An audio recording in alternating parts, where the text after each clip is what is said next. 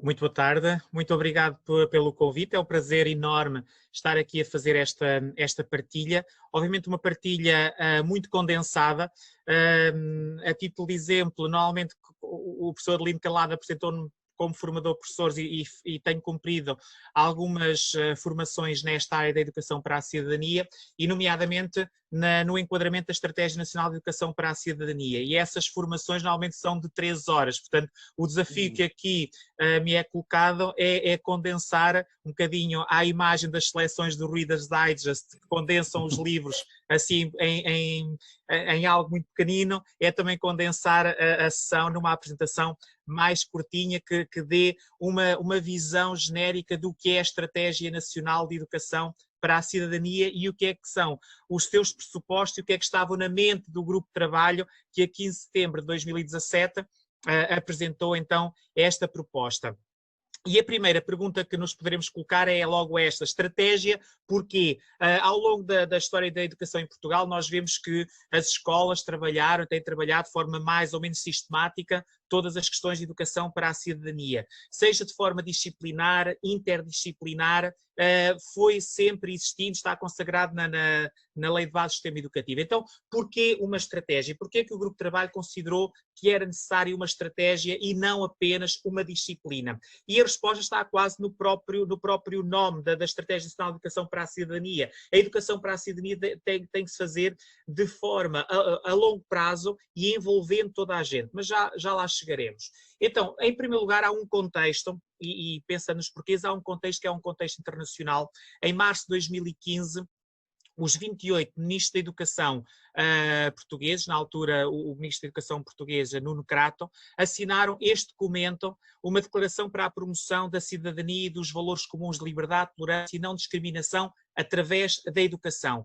Um documento muito importante, vinha na sequência dos ataques terroristas que tinham assolado a Europa nessa altura, e os 28 ministros comprometiam-se através da educação, de promoverem todos aqueles valores.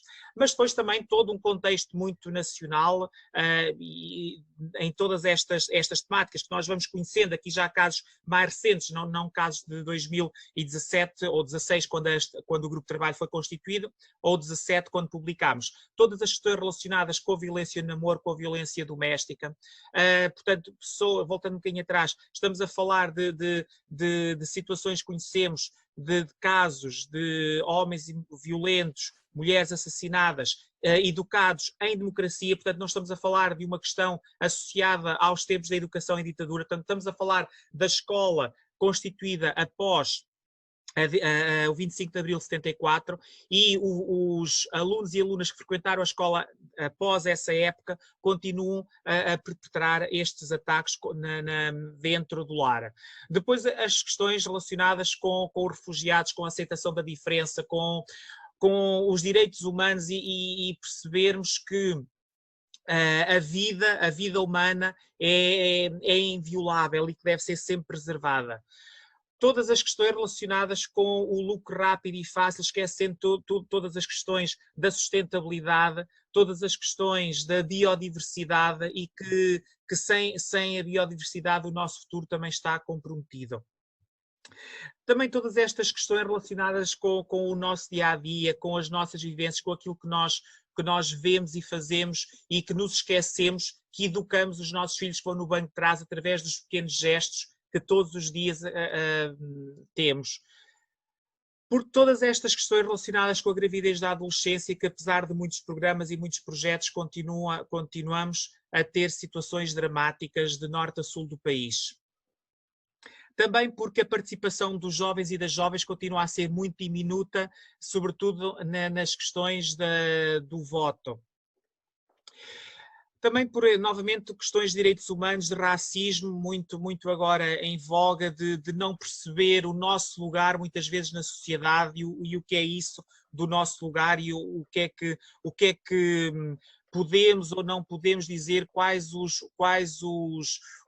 o alcance daquilo que são as nossas palavras e de que forma é que as nossas palavras também refletem o que é o nosso pensamento. E todas as questões relacionadas com a educação para os mídia, a educação para as redes sociais, de qual o papel da educação para a cidadania, qual o papel da escola nesta parte. E então, posto então estes dois contextos, um lado mais um contexto internacional, outro um contexto mais nacional, a Estratégia Nacional de Educação para a Cidadania aponta 4 grandes objetivos: desenvolver competências pessoais e sociais, desenvolver o pensamento crítico, competências de participação ativa e desenvolver conhecimentos em áreas não formais. E estes objetivos devem ser operacionalizados através destes 17 domínios, que inclui no terceiro grupo um 18º, que pode ser abordado em função das necessidades diagnosticadas na escola. E o primeiro grupo, então, que é com abordagem obrigatória em todos os níveis e ciclos de escolaridade: direitos humanos, igualdade de género, interculturalidade, desenvolvimento sustentável, educação ambiental, saúde. Aquele segundo grupo que deve ser trabalhado em pelo menos 2 ciclos do ensino básico, e um terceiro grupo com aplicação opcional em qualquer ano de escolaridade, e entenda-se aqui opcional não no sentido facultativo, não passou nunca em nenhum momento pela cabeça do grupo de trabalho que um jovem, uma jovem pudesse passar por 12 anos de escolaridade obrigatória mais 3 anos da educação pré-escolar e que não abordasse os domínios como empreendedorismo, mundo do trabalho, segurança, defesa e paz, bem-estar animal ou voluntariado. Portanto, em função da análise de necessidades efetuada na escola, os agrupamentos ou escolas não agrupadas definem a sua estratégia em que momento é que irão abordar aqueles domínios.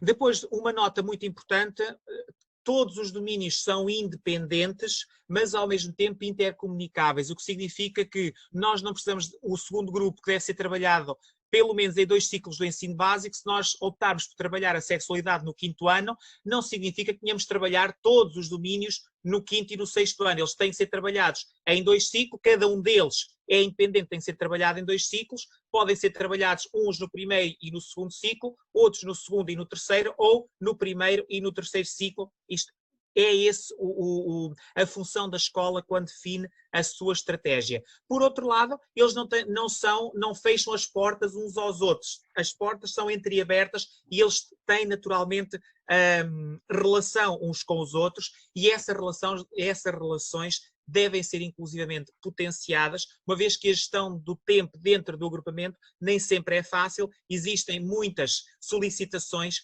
e de forma a potenciar e de forma a otimizar o tempo disponível, é muitas vezes recomendável que se trabalhe mais do que um domínio ao mesmo tempo.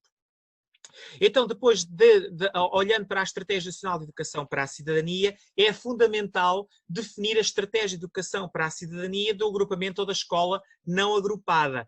E nesse planeamento deve-se atender às prioridades e finalidades do projeto educativo, também à autonomia das escolas, ao seu contexto geográfico e socioeconómico. Um contexto numa escola do Porto não é igual ao de uma escola de Coimbra, uma escola de Faro, uma escola de São Miguel, como temos aqui uma colega também, pelo menos, dos Açores. E essa estratégia tem que ser o reflexo do contexto, tem que estar enquadrada, tem que estar ligada ao contexto, em articulação com o projeto educativo do agrupamento. Nessa estratégia deve-se envolver toda a comunidade educativa, como ali veio, não são apenas os professores, não são os professores que definem a estratégia, mas tem que ser efetivamente toda a comunidade. Alunos e alunas, professores e professoras, assistentes operacionais e técnicos, mães, pais, encarregados de educação, parceiros locais e regionais, entidades de ensino superior, que podem ser um parceiro fundamental nos elementos da estratégia. A estratégia envolve também todos os anos, ciclos e níveis, o ensino regular, o ensino profissional e os CEF.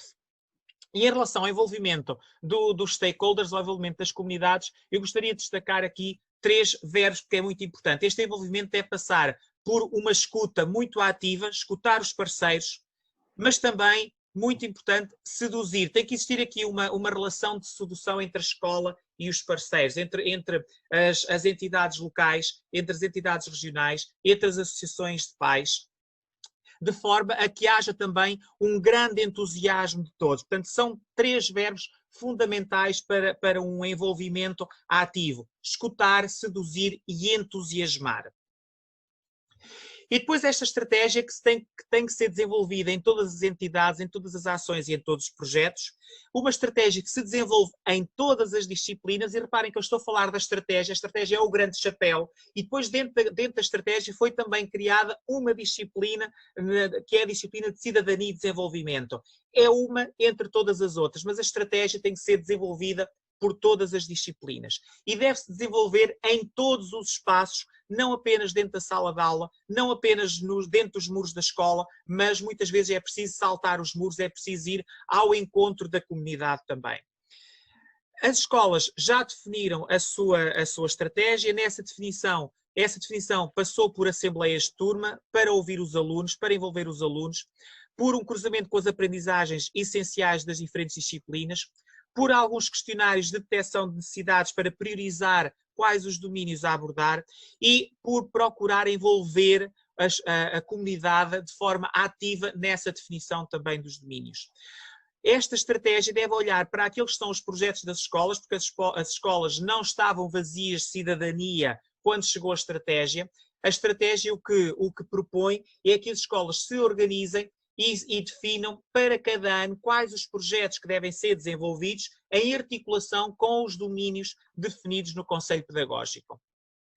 E uma estratégia também que promove e que defina quais os fóruns de discussão e de debate que devem ser enquadrados dentro da organização.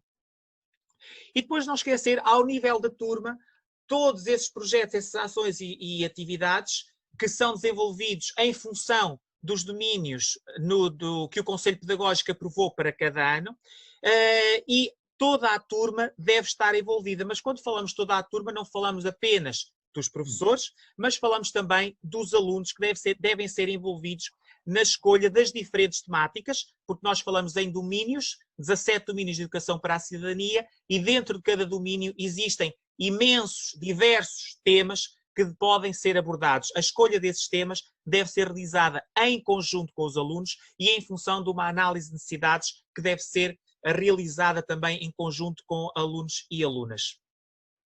E tentei, eu sei que não cumpri o tempo que me estava atribuído, peço imensa desculpa, mas creio que era este enquadramento que era importante fazer. Agora, só dizer, estava a esquecer muito rápido, porque eu falei daquele documento da Declaração de Paris. Há um documento novo que eu ainda não li, porque me chegou, tomei contato com ele ontem, que é este, que é um novo documento sobre educação para a cidadania, que depois poderei partilhar o link no bate-papo, mas que é um documento europeu e novo, que terá novas informações que nos poderão ajudar à definição da estratégia. Muito obrigado. Ótimo.